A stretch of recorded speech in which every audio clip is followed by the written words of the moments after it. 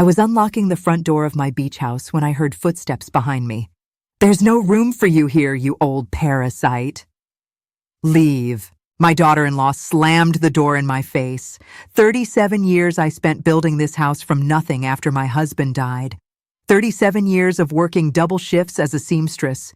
She dismissed it all in 10 seconds. I walked to my car and sat down. My hands were steady on the steering wheel. But there was something she didn't know. Something I had discovered just that morning when I stopped by the bank. The manager had shown me documents I wasn't supposed to see. Papers with my forged signature. I took a deep breath. My name is Isabel, and I realized that my son and his wife had made a very serious mistake.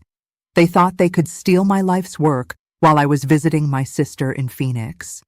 What they didn't count on was me returning 2 weeks early. I smiled and started the engine. Time to make some phone calls. Those forged documents the bank manager showed me contained my signature repeated 12 times across different pages.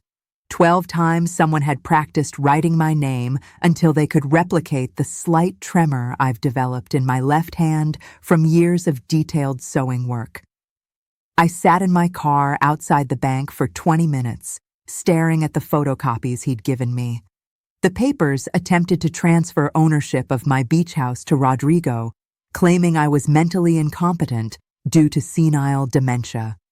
A medical report attached to the documents bore the signature of Dr. Martinez, a physician I'd never met in my life. I thought about the first time I'd seen the empty lot where my house now stands. It was 1987, 2 years after my husband Roberto died in that construction accident. I was 43 years old, working 14-hour days as a seamstress in downtown Phoenix, taking in alterations and custom dresses to make ends meet. My fingers were constantly pricked and stained from pins and fabric dyes. I remember walking onto that sandy plot of land in Acapulco during my first vacation in 3 years, feeling the ocean breeze against my face, and making a promise to myself. This would be my refuge. This would be proof that a widow with an 8th grade education could build something beautiful. The lot cost me $8,000, money I'd saved one $5 bill at a time in a coffee tin hidden behind my sewing machine. I remember the real estate agent, a man named Carlos, who kept calling me Señora and speaking slowly as if I wouldn't understand the paperwork. I signed those documents with my maiden name, Isabel Morales, because I wanted this house to be mine alone, not a memorial to Roberto.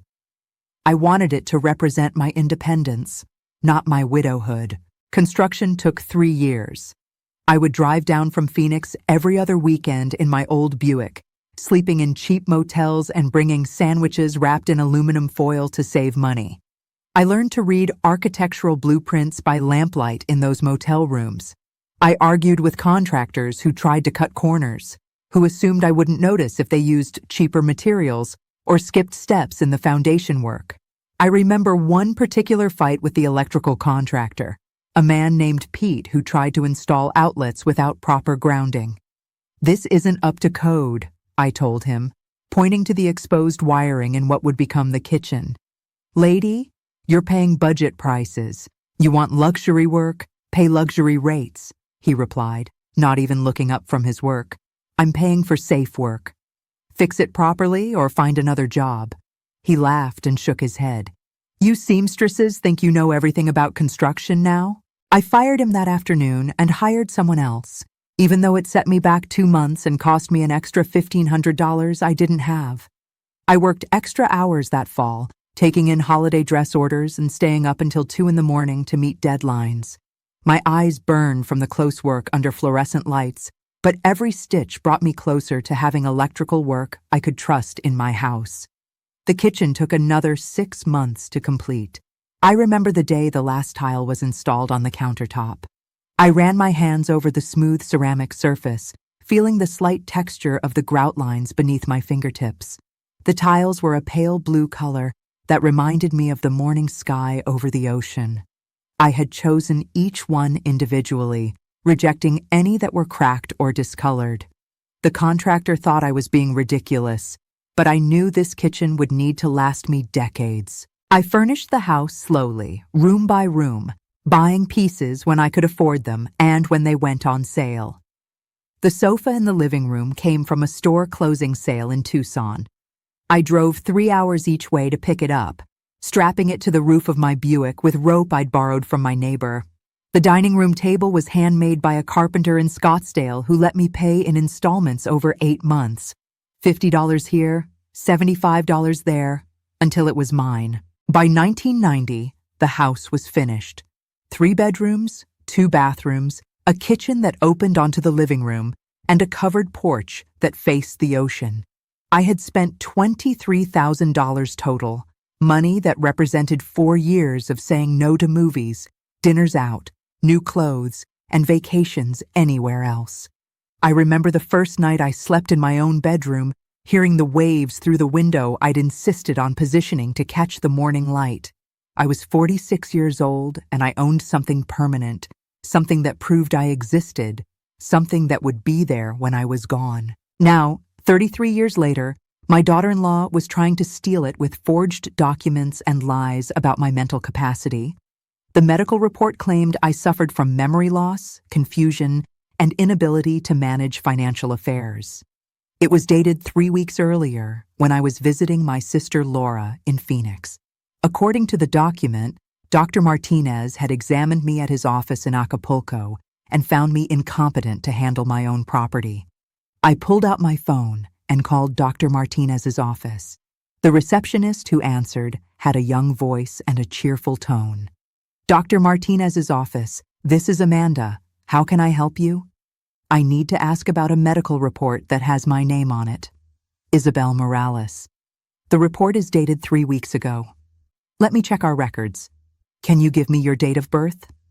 I provided the information and waited while she typed. "I'm sorry, Mrs. Morales, but we don't have any record of you as a patient. Dr. Martinez hasn't seen anyone by that name in the past 6 months. Are you certain? The report has his signature and your office letterhead. I'm completely certain. I maintain all of Dr. Martinez's appointment records personally. If you'd like, I can have Dr. Martinez call you back to confirm." I thanked her and hung up. The evidence was clear. Someone had forged a medical report using a real doctor's information to make it appear legitimate. Combined with the forged property transfer documents, this constituted fraud on multiple levels. I started the car and drove toward downtown Acapulco, toward the office of Thomas Galindo, an attorney whose name I'd gotten from the bank manager. The pattern was becoming clear to me now, though I hadn't wanted to admit it when the pieces first started fitting together. This wasn't spontaneous greed or a moment of poor judgment. This was a calculated plan that had been developing for months, possibly years. Jimena and Rodrigo had been waiting for the right opportunity to claim my house, and my visit to Phoenix had provided the perfect timing. I thought back to conversations I'd had with Rodrigo over the past year. Phone calls where he'd ask detailed questions about my finances, my health, my daily routines. Questions that had seemed like normal concern from a son checking on his aging mother. Now I understood they were intelligence-gathering sessions, collecting information they could use against me. "Mom, are you still driving at night? I worry about your reflexes after dark," Rodrigo had said during a call in March. "Of course I drive at night." I drove to the grocery store last Thursday evening with no problems whatsoever. "But you're 70 now. Maybe it's time to think about cutting back on some activities. Jimena and I could help you with errands when we visit." At the time, I'd interpreted this as thoughtfulness. Now I recognized it as groundwork for claims that I was becoming incapable of independent living. Each conversation had been a trap. Each expression of concern had been bait to get me to admit to any limitation or uncertainty. I remembered another call from May, when Rodrigo had asked about my banking arrangements. "Do you still handle all your bills yourself, Mom? It might be easier if you let me help with some of the paperwork. I could set up automatic payments for your utilities. I've been paying my own bills for 30 years, Rodrigo. I don't need help with paperwork. I know you're capable. But wouldn't it be nice to have one less thing to worry about? I could come by once a month and take care of everything. I had said no, firmly, but now I understood what he'd really been asking for. Access to my bank accounts, knowledge of my financial routines, opportunities to forge my signature on checks and documents. When I'd refused to give him that access voluntarily, he'd decided to take it by force through legal manipulation. The most painful realization was that Jimena had been studying me during every visit to the house. She had observed which jewelry I wore most often, which documents I kept in my desk drawer, which rooms contained items of value. While I was cooking meals for her children and washing their clothes, she was cataloging everything she planned to steal. I thought about the previous Christmas, when the family had spent a week at the beach house. I had given up my master bedroom so Rodrigo and Jimena could be comfortable, sleeping instead on the pull-out couch in the living room. Jimena had complimented my pearl necklace, the one Roberto had given me for our 15th wedding anniversary. "That's such a beautiful necklace, Isabel. The pearls look so elegant on you," she'd said, reaching out to touch the clasp at the back of my neck. I had been pleased by her attention and had told her the story of how Roberto had saved for months to buy those pearls, working overtime at the construction site to earn extra money. What I hadn't realized was that she was studying the necklace to identify it later when she stole it from my jewelry box.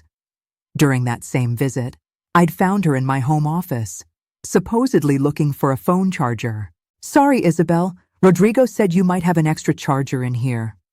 My phone died, and I need to call my mother." "Of course, dear." Check the drawer on the right side of the desk. She had spent 15 minutes in that room, claiming the charger wasn't compatible with her phone. Now I understood she'd been photographing my important documents with her cell phone camera, copying the signatures and account numbers she'd need for the fraud. The emotional abuse had been part of the strategy, too. Every criticism of my cooking, every comment about my age, every suggestion that I was becoming forgetful had been designed to make me doubt my own competence. They were creating a narrative that would support their legal claims about my mental incapacity. "Isabel, did you forget to turn off the stove again?" Jimena had asked during one visit, even though I'd clearly turned off all the burners after cooking lunch. "No, I always check the stove before leaving the kitchen." "Are you sure?" I noticed it was still warm when I went to clean up. She had planted seeds of doubt, making me question my own memory and judgment. If I had been less confident or more isolated, I might have started believing their version of reality. I might have accepted their characterization of me as a confused elderly woman who needed their protection and management. But I had advantages they didn't know about. I had maintained my independence too fiercely and for too many years to be easily manipulated. I had learned to trust my own perceptions through decades of running my own business, negotiating with suppliers, and managing my finances without help. Most importantly, I had documentation of my competence that would be impossible for them to explain away. Thomas Galindo's law office occupied the second floor of a building near the courthouse. The waiting room smelled like leather and coffee, with law books lining the walls and certificates displaying his credentials. The receptionist, a woman about my age with silver hair and kind eyes, offered me water while I waited. "Mrs. Morales? Mr. Galindo will see you now." Thomas Galindo was younger than I'd expected, probably in his early 50s, with graying hair and wire-rimmed glasses. He stood when I entered his office and gestured toward a chair across from his desk. His handshake was firm and brief. "I understand you have some concerns about property fraud, Mrs. Morales. Can you tell me what's been happening?" I laid out the forged documents on his desk and explained the situation methodically. The unauthorized occupation of my house, the medical report from a doctor I'd never met, the property transfer papers with my forged signature, the theft of my jewelry and personal belongings. Thomas examined each document carefully, making notes on a legal pad. "This is clearly a multifaceted fraud, Mrs. Morales. I count at least 4 separate crimes here. Forgery, obviously, but also trespassing, theft, and what appears to be medical fraud involving a fake diagnosis. What do you think my chances are of getting my house back? Excellent. You have clear documentation that this is your property, you have proof the medical report is fraudulent, and you have witnesses who can verify that you never gave permission for this occupation. The bigger question is whether you want to pursue criminal charges against your son and daughter-in-law. I had been dreading this moment, when I'd have to decide whether to send my own son to jail.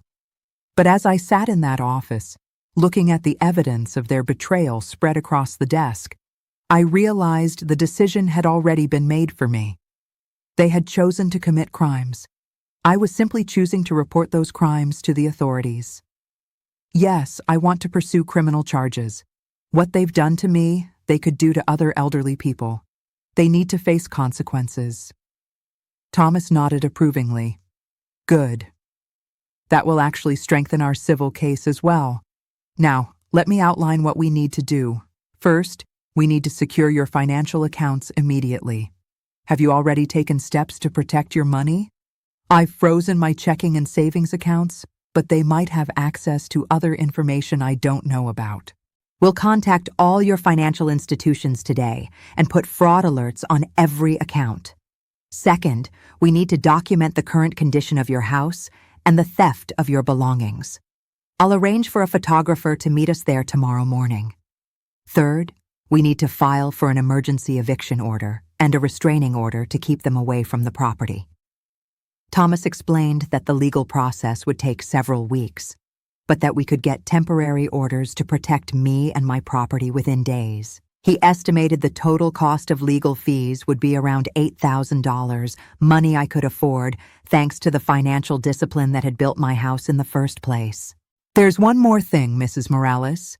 Your son and daughter-in-law will likely try to contact you once they realize you've discovered their fraud. They may try to convince you to drop the charges, or they may become hostile and threatening. I recommend that you refuse all contact with them unless I'm present. I agreed to his terms and signed a retainer agreement. As I prepared to leave his office, Thomas handed me his business card and a folder containing copies of all the documents we'd reviewed. Mrs. Morales, I want you to know that you're doing the right thing. What they've done to you is unconscionable, and they need to be held accountable. Walking back to my car, I felt lighter than I'd felt in weeks. For the first time since discovering the fraud, I had a concrete plan and professional help. I was no longer fighting this battle alone. The next morning, Thomas met me at my house at 8 o'clock sharp.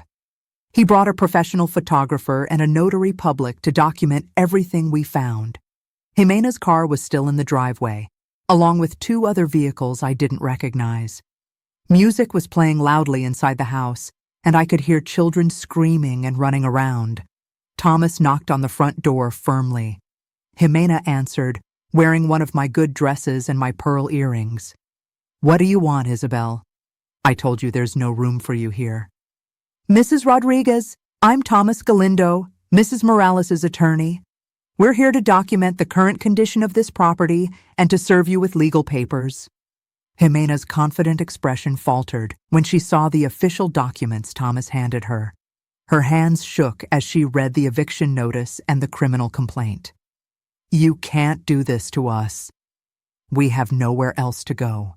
"You should have considered that before you forged Mrs. Morales' signature and stole her property," Thomas replied calmly. "You have 24 hours to vacate these premises.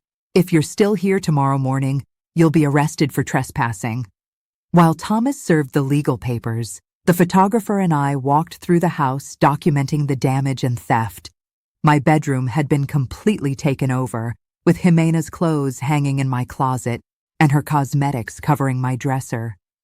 My jewelry box was empty, except for a few worthless costume pieces. The pearl necklace Roberto had given me was gone, along with my grandmother's gold bracelet and the diamond ring I'd bought myself to celebrate paying off the house. The kitchen showed signs of heavy use and neglect. Food stains covered the counter I'd chosen so carefully 30 years earlier. Dishes were piled in the sink, and the refrigerator was full of unfamiliar food. Someone had burned a pot on my stove, leaving a black mark on the ceramic surface. The living room was in chaos. My carefully chosen furniture was covered with beach towels and children's toys. Sand had been tracked across the hardwood floors I'd refinished twice over the years. My books had been removed from their shelves and replaced with DVDs and video games. Most painfully, someone had gone through my photo albums and removed pictures they wanted, leaving empty spaces where memories used to be. Pictures of Roberto and me at our wedding, photos of Rodrigo as a child, images from family holidays and celebrations. They had stolen not just my present, but pieces of my past as well. The photographer documented everything methodically, taking wide shots of each room and close-ups of specific damage or missing items. I provided a running commentary for the notary, who recorded my statements about what belonged to me and what had been taken or destroyed. In my home office, we discovered that someone had attempted to break into my filing cabinet. The lock was damaged and papers were scattered across the floor. Financial documents were missing, including bank statements and tax returns that could have provided additional information for their fraud scheme. Mrs. Morales, I need you to make a complete list of everything that's been stolen or damaged, Thomas said. Include estimated replacement values for insurance purposes. The process took 3 hours. By the time we finished, I had documented over $12,000 in theft and property damage. More importantly, we had legal proof that crimes had been committed and that I was the legitimate owner of everything that had been taken. As we prepared to leave, Jimena approached me in the driveway. She had changed out of my dress and was wearing her own clothes, but she was still wearing my earrings. Isabel, please don't do this. Rodrigo will lose his job if he gets arrested. The children will suffer. You should have thought about the children before you decided to steal from their grandmother. We were desperate. Rodrigo's company laid him off 6 months ago. We couldn't afford rent anymore. That doesn't give you the right to forge my signature or lie about my mental health. Jimena started crying, but the tears felt like another manipulation tactic. We can pay you back. Give us time and we'll return everything. It's too late for that. You had chances to ask for help honestly. Instead, you chose to commit crimes. I got in my car and drove away, leaving Thomas to handle any additional legal matters. That afternoon, I checked into the Playa Dorada Hotel again and began making phone calls to insurance companies and banks, reporting the theft and providing them with copies of Thomas's documentation. The next day, Rodrigo called me for the first time since this ordeal began. Mom, what are you doing? Jimena says you're trying to have us arrested. I'm protecting my property and seeking justice for the crimes you've committed against me. Crimes? Mom, we're family. We were just using the house while you were away. We didn't mean any harm. His voice had that tone I remembered from his childhood, when he'd been caught breaking rules and was trying to talk his way out of consequences. It hadn't worked when he was 12, and it wasn't going to work now. You forged my signature on legal documents, Rodrigo. You created a fake medical report claiming I have dementia.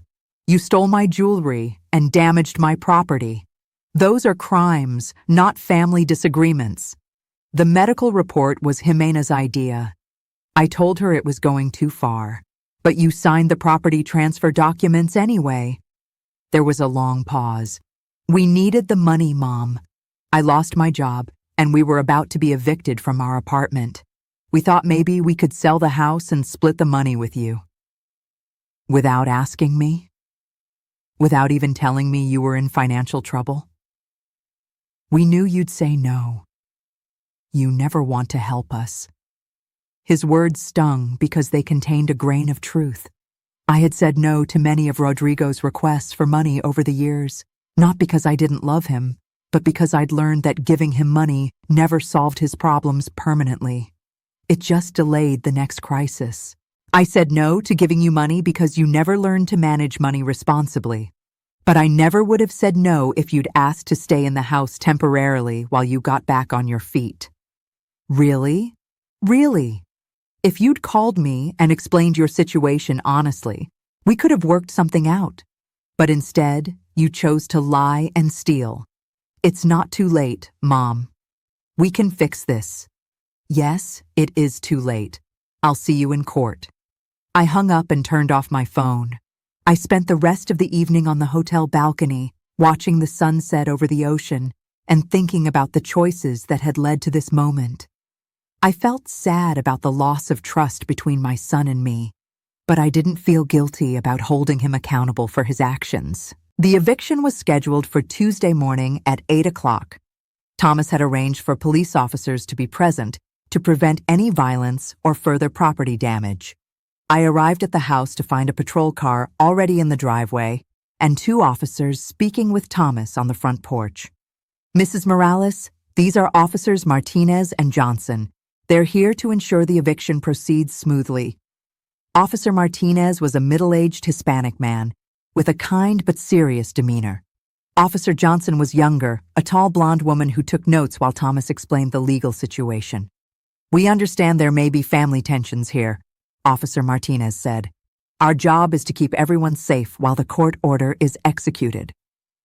Jimena answered the door wearing sunglasses, probably to hide the fact that she'd been crying. Her children clung to her legs, sensing the tension even if they didn't understand what was happening. You have to leave now, Officer Johnson told her. This is a legal eviction order signed by Judge Peterson. If you're not off the property within 30 minutes, you'll be arrested for trespassing. But we have nowhere to go, Jimena pleaded. That's not our concern, Thomas replied. You've had 24 hours' notice to make arrangements. While Jimena and her family packed their belongings, I walked through my house again, this time with the police officers documenting any additional evidence of theft or damage. In the master bedroom, we found more of my jewelry hidden in a suitcase under the bed. Jimena had apparently planned to take everything she could carry. Ma'am, I need to ask you about these items, Officer Johnson said, holding up my pearl necklace and diamond ring. Those belong to me. The necklace was a gift from my late husband, and I have receipts for the ring. Mrs. Rodriguez, Officer Johnson called to Jimena. We need to talk to you about these jewelry items. Jimena's face went pale when she saw the necklace in the officer's hand. I was just borrowing them.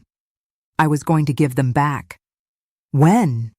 You've been here for 3 weeks and you never mentioned borrowing jewelry to Mrs. Morales. I forgot. Officer Johnson made notes while Thomas photographed the recovered jewelry. The theft charges against Jimena were now supported by physical evidence and witness testimony. At 8:45, Rodrigo arrived in a pickup truck with 2 men I didn't recognize. He looked exhausted and angry, with stubble on his face and wrinkled clothes. Mom, please stop this.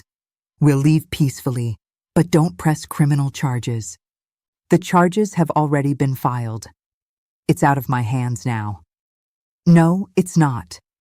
You could ask the prosecutor to drop the case. Officer Martinez stepped between us. Sir, you need to help your family finish packing. You have 15 minutes before we start making arrests. Rodrigo looked at me with an expression I'd never seen before. Pure hatred mixed with desperation. You're destroying our family over a house. You destroyed our family when you decided to steal from me. The loading process was chaotic and emotional. Jimena's children were crying, confused by the sudden upheaval. Her mother and sister arrived to help with the packing, shooting angry looks at me and muttering in Spanish. I couldn't understand everything they said, but I caught enough words to know they were blaming me for the situation. Que cruel, Jimena's mother said loudly enough for me to hear, throwing her own family into the street. I wanted to explain that I wasn't throwing anyone into the street, that they had put themselves in this position by committing crimes. But I knew it would be pointless. They had chosen their version of reality, where I was the villain and they were innocent victims. By 9:30, the house was empty. Rodrigo loaded the last boxes into his truck while Jimena sat in the passenger seat with her face buried in her hands. The children pressed their faces against the windows, waving goodbye to me with confusion in their eyes. Officer Martinez handed me a copy of the incident report. Mrs. Morales, they're officially trespassed from this property. If they come back without your permission, call us immediately. After everyone left, I stood alone in my house for the first time in weeks. The silence was profound after days of chaos and conflict.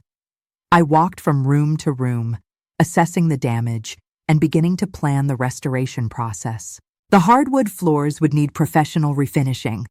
The kitchen countertops could be cleaned but might need to be replaced.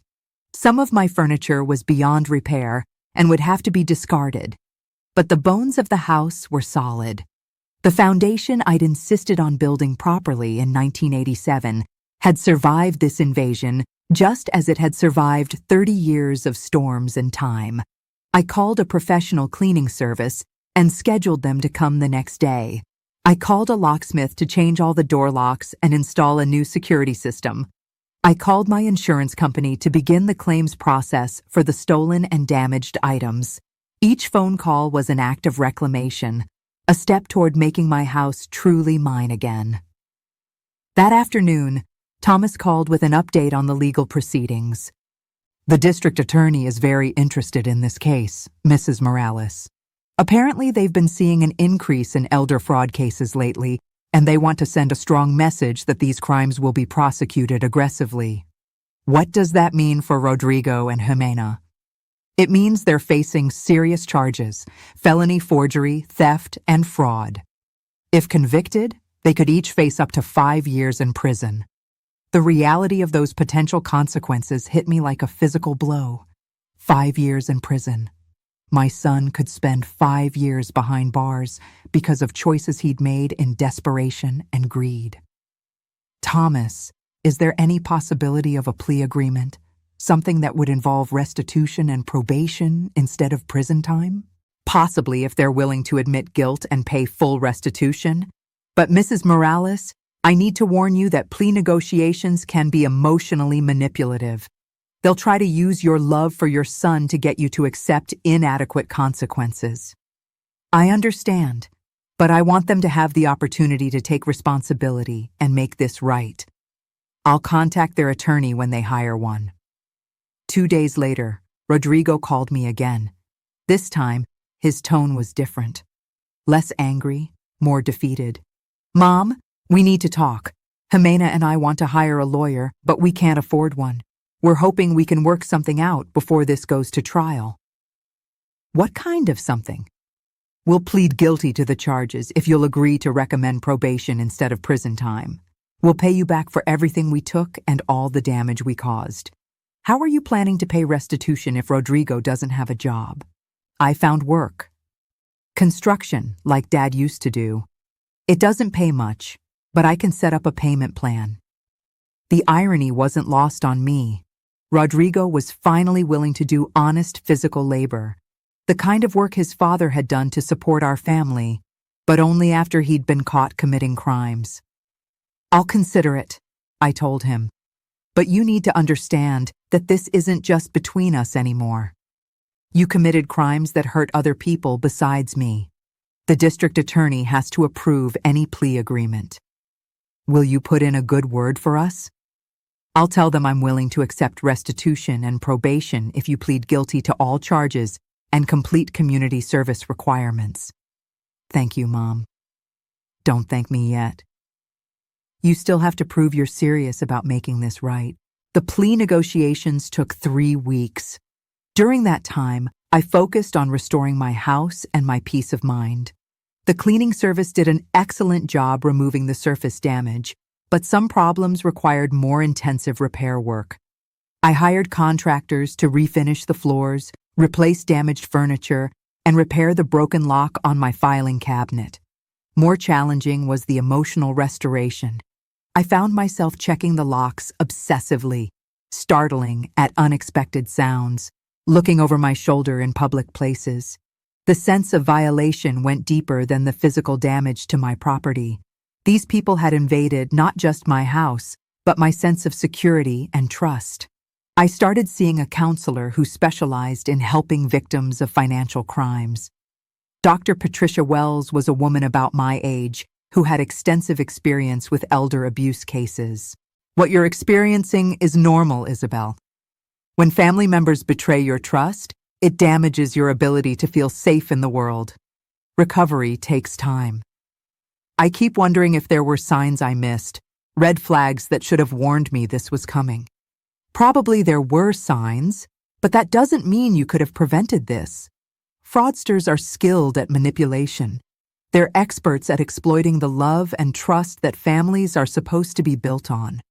Dr. Wells helped me understand that my hypervigilance and anxiety were temporary responses to trauma, not permanent changes to my personality.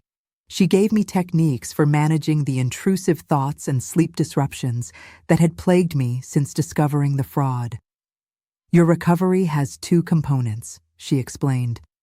Practical steps to protect yourself from future crimes and emotional work to process the betrayal and rebuild your sense of trust. On the practical side, I installed a comprehensive security system with cameras and motion sensors. I changed all my passwords and added fraud alerts to every financial account. I gave Thomas power of attorney for my legal affairs, creating a buffer between me and anyone who might try to manipulate me in the future. More importantly, I revised my will to ensure that my house and other assets would be protected even if something happened to me. Instead of leaving everything to Rodrigo, I established a trust that would benefit my grandchildren's education while donating the house to a charitable organization that helps elderly people fight financial fraud. The plea hearing was scheduled for a Thursday morning in early October. I sat in the courtroom with Thomas, watching Rodrigo and Jimena enter with their court-appointed attorney, a young man who looked overwhelmed by the complexity of the case. Judge Peterson was a stern woman in her 60s who had clearly handled many similar cases. She reviewed the charges methodically before addressing the defendants. Mr. Rodriguez and Mrs. Rodriguez, you're charged with multiple felonies related to defrauding an elderly person. How do you plead? Guilty, Your Honor, they said in unison. Mrs. Morales, I understand you've agreed to support a probation sentence in exchange for full restitution and community service. Is that correct? I stood up, feeling Thomas's supportive hand on my elbow. Yes, Your Honor. I want them to be held accountable for their crimes, but I also want them to have the opportunity to rebuild their lives and be good parents to their children. Judge Peterson nodded approvingly. The court appreciates your willingness to balance justice with mercy, Mrs. Morales.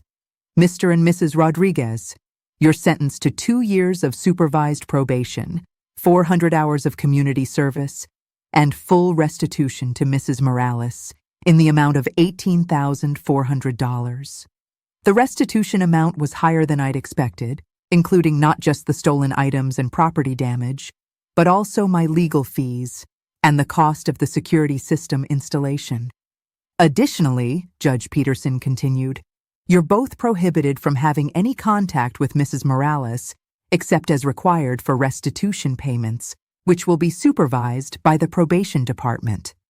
As we left the courthouse, Rodrigo approached me in the parking lot. Mom, I want you to know how sorry I am. I know I can't undo what we did, but I'm going to spend every day for the next 2 years proving that I can be the son you deserve. I looked at him carefully, trying to assess whether his remorse was genuine or just another manipulation tactic.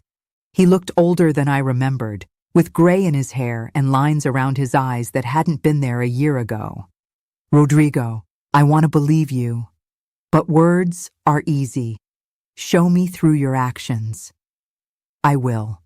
I promise I will. I got in my car and drove back to Phoenix, where I planned to spend a few weeks with my sister Laura while the final repairs were completed on the beach house.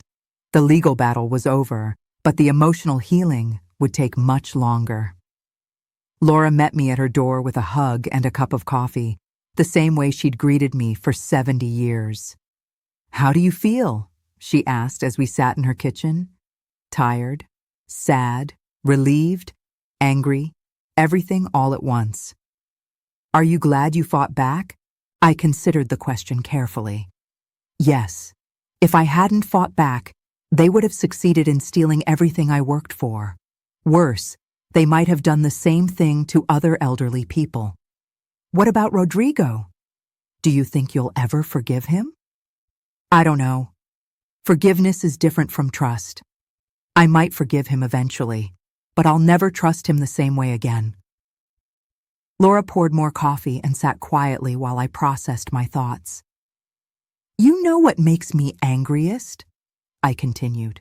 It's not the money or the property damage. It's the time. I'm 70 years old, Laura. I don't have decades left to rebuild relationships or recover from betrayals. They stole time I can never get back. But look what you accomplished, Isabel.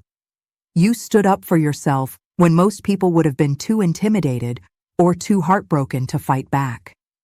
You protected other potential victims. You showed that elderly people don't have to be helpless targets. Her words reminded me of something Dr. Wells had said during our counseling sessions.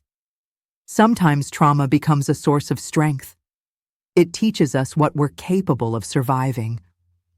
I returned to the beach house 3 weeks later, after all the repairs were complete. The floors gleamed with fresh varnish. The locks were new and secure. The security cameras provided discreet but comprehensive coverage of the property. But the most important change was internal. I no longer saw my house as just a refuge or a symbol of my independence. Now it represented my refusal to be victimized, my commitment to protecting what I'd built, my determination to maintain my dignity, regardless of who tried to strip it away. I established new routines that reflected these realizations. Every morning, I walked through each room of the house, not checking for intruders, but celebrating the space I'd created and preserved.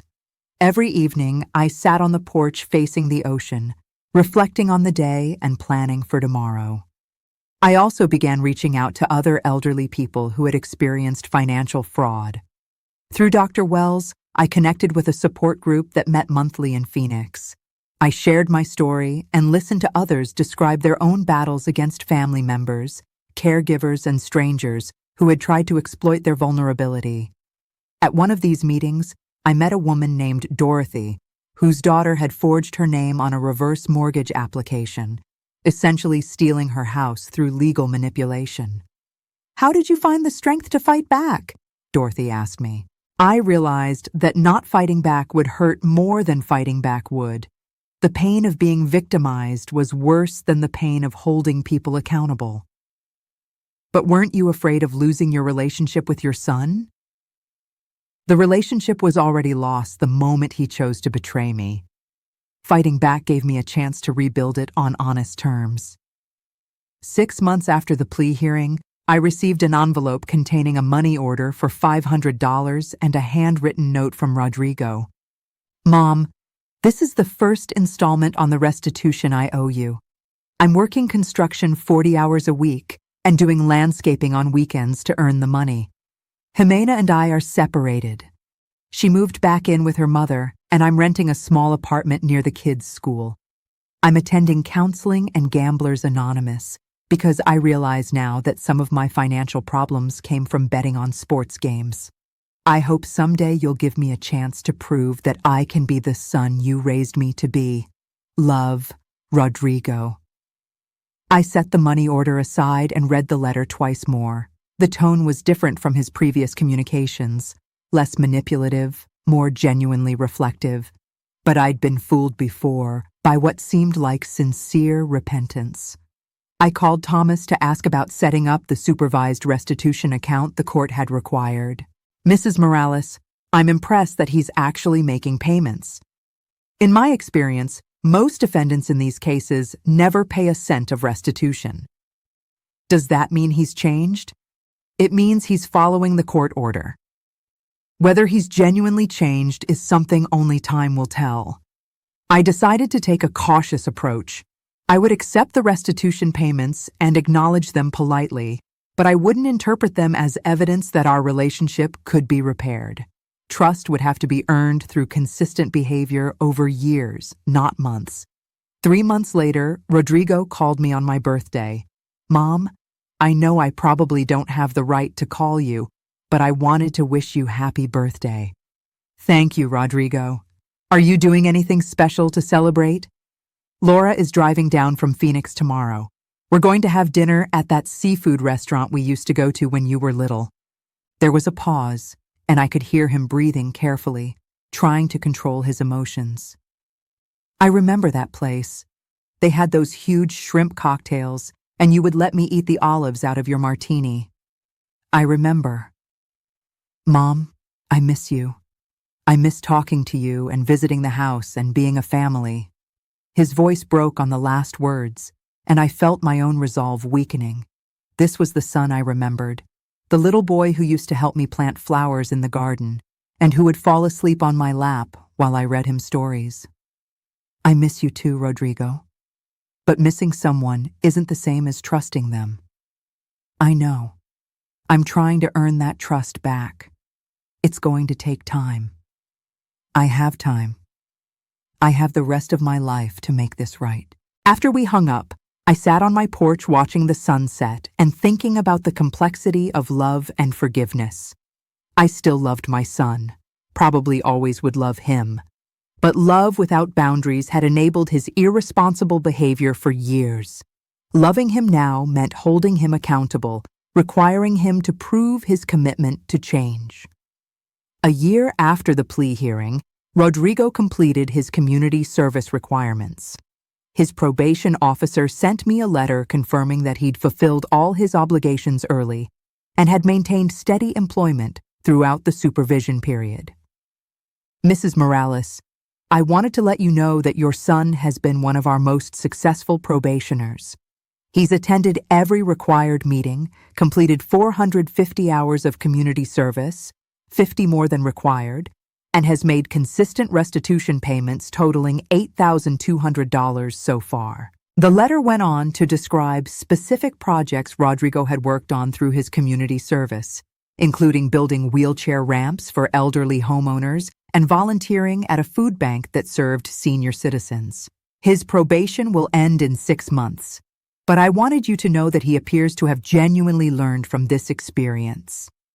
2 weeks later, I received another letter, this one from Rodrigo himself. "Mom, I'm writing to ask if you would be willing to see me. Not at the house. I understand that's your private space, and I violated it. But maybe we could meet for coffee somewhere neutral.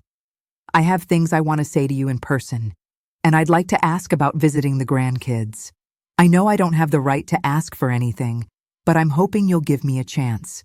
Love, Rodrigo." I thought about his request for several days before responding. Meeting him felt risky, emotionally dangerous, but avoiding him forever wasn't a solution either. I needed to see for myself whether his apparent changes were genuine or just another performance designed to manipulate me. I called him and suggested we meet at a coffee shop in downtown Acapulco, a public place where I would feel safe and could leave easily if needed. Rodrigo was already waiting when I arrived, sitting at a corner table with 2 cups of coffee. He stood when he saw me and waited for me to sit down before taking his own seat. He looked different, thinner, more mature, with calloused hands that showed he'd been doing physical labor. "Thank you for meeting me, Mom. You said you had things to tell me." He took a deep breath and looked directly into my eyes. "I want to tell you that I understand now what I did to you. It wasn't just theft or fraud. I violated every promise I ever made to you as your son. I tried to steal the foundation of your independence, the proof of everything you accomplished after Dad died." His words were more thoughtful than I'd expected, less focused on excuses and more on acknowledging harm. "I also understand that Jimena and I taught your grandchildren that it's acceptable to steal from family members when you need money. We showed them that elderly people can be taken advantage of without consequences. That's a lesson I have to spend the rest of my life correcting." "What about Jimena? Are you still together?" "No, we're divorced. She took the kids to live with her mother in Mexico City. I see them one weekend a month, but I'm hoping to get more custody time as I prove I can provide a stable home. How do you explain to them what happened? I tell them the truth in age-appropriate ways. I tell them that Daddy made some very bad choices that hurt Grandma Isabel, and that I'm working hard to make up for those choices. I don't want them to think what we did was normal or acceptable. We talked for over an hour. Rodrigo described the counseling he'd been attending, the financial management classes he'd taken, the consistent work schedule he'd maintained for over a year. He showed me photographs of the community service projects he'd worked on and letters of recommendation from supervisors who praised his reliability and work ethic. But most importantly, he didn't ask me to trust him immediately or to pretend nothing had happened. Instead, he asked for specific, limited opportunities to demonstrate his changes. I'd like to start paying you back faster than the court-ordered schedule. I'm making enough money now that I could increase the monthly payments. Why? Because I want to finish paying restitution before my probation ends. I want that debt cleared so that anything we build between us afterward isn't shadowed by what I still owe you. What else do you want? Eventually, I'd like the kids to know their grandmother, but only if and when you feel comfortable with that. I'm not asking you to babysit or to have them stay overnight. Maybe just brief visits where you can see how they're growing up. His requests were reasonable and demonstrated awareness of boundaries. More importantly, he wasn't trying to rush the process or pressure me into forgiveness I wasn't ready to give. Rodrigo, I'm willing to continue these coffee meetings once a month. If you keep making progress, and I mean real progress, not just following court orders, we can talk about the grandchildren visiting later. Thank you, Mom. That's more than I deserve. You're right. It is more than you deserve, but it's what I'm willing to offer. As I drove home from that meeting, I reflected on the difference between reconciliation and restoration. Reconciliation meant acknowledging that we were still family and finding a way to coexist peacefully.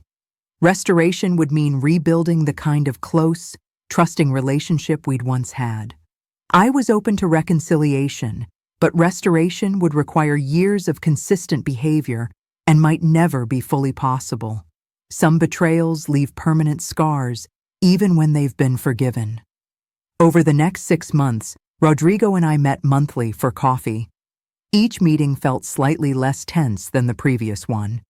He updated me on his work, his apartment, his custody visits with the children.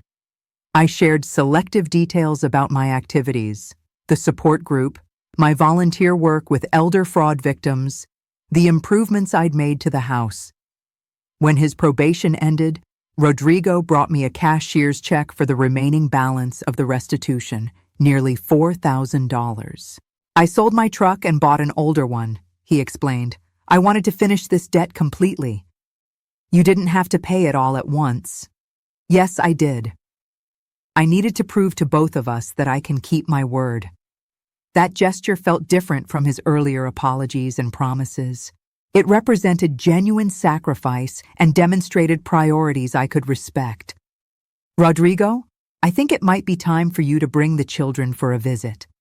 His face lit up with the first genuine smile I'd seen from him in years. Really? A short visit, Saturday afternoon for a couple of hours. I want to see them, and I want them to see that their grandmother's house is still standing. The visit took place 2 weeks later. Rodrigo arrived with Sophia, now 8 years old, and Miguel, who was 6. They were polite but tentative, clearly having been coached about appropriate behavior. I showed them around the house, pointing out the improvements I'd made and telling them stories about the construction process.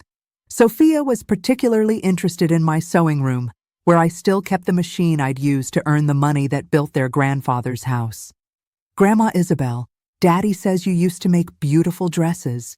I still do sometimes. Would you like to see some of the fabrics I'm working with?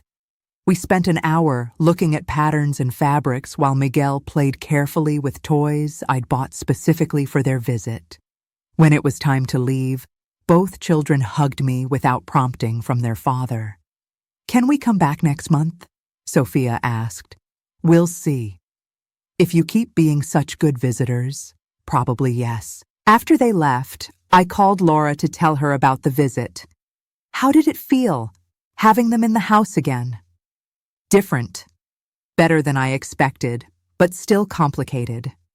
They're innocent of what their parents did, but being around them reminds me of all the family gatherings that will never happen the same way again. Do you think you and Rodrigo will ever be close again? I don't know, but I think we're building something new, something more honest than what we had before. The old relationship was based partly on illusions I had about his character. This new relationship is based on who he actually is, including his capacity for both betrayal and redemption. 6 months later, Rodrigo asked if he could spend Christmas Day at the beach house with the children. Not overnight, he clarified quickly. Just Christmas dinner and maybe a few hours on the beach afterward, I agreed, with conditions. He would arrive at noon and leave by 6 o'clock. The children could bring a few gifts to unwrap at my house.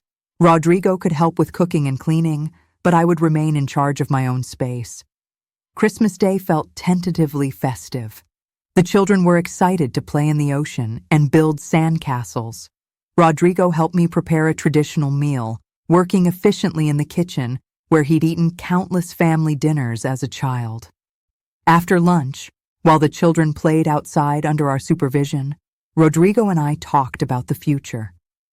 Mom, I want you to know that I understand this relationship might never be what it used to be, but I'm grateful for whatever connection you're willing to have with me.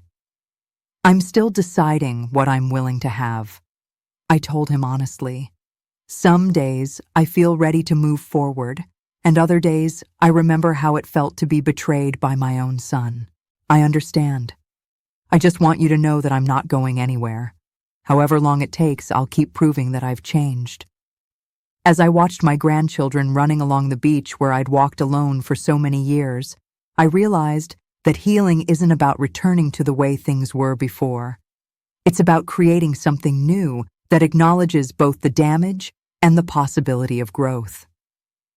My house still represents my independence and strength, but now it also represents my refusal to be defined by other people's betrayals. I built it with my own hands and determination.